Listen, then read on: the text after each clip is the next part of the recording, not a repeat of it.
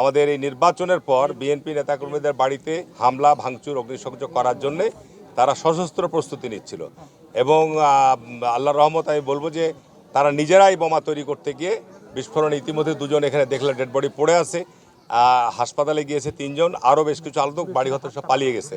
তাদের বিরুদ্ধে যত দ্রুত সম্ভব তদন্ত সাপেক্ষে তাদের বিরুদ্ধে কঠোর ব্যবস্থা নিতে হবে দেশে আইন শৃঙ্খলা পরিস্থিতিকে ঠিক রাখার জন্যে।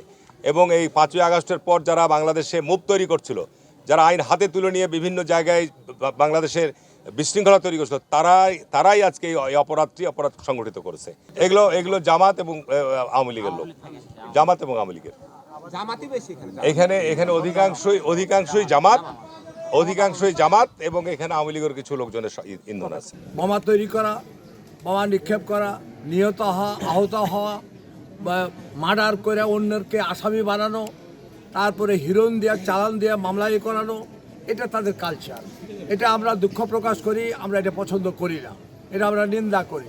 এবং আমাদের নির্বাচনের ক্ষেত্রে বুলবুল সাহেব বলেছিলেন, আমি নির্বাচিত হলে যারা ভিলেজ পলিটিক্সের জড়িত তাদেরকে নিয়ে প্রশাসনের সাথে আমরা বসে এই গ্রাম্য রাজনীতি, ভিলেজ পলিটিক্সকে আমরা কবরচনা করতে চাই, যাতে সাধারণ জনগণ সাফার না করে, সাধারণ জনগণ যাতে কষ্ট না পায়।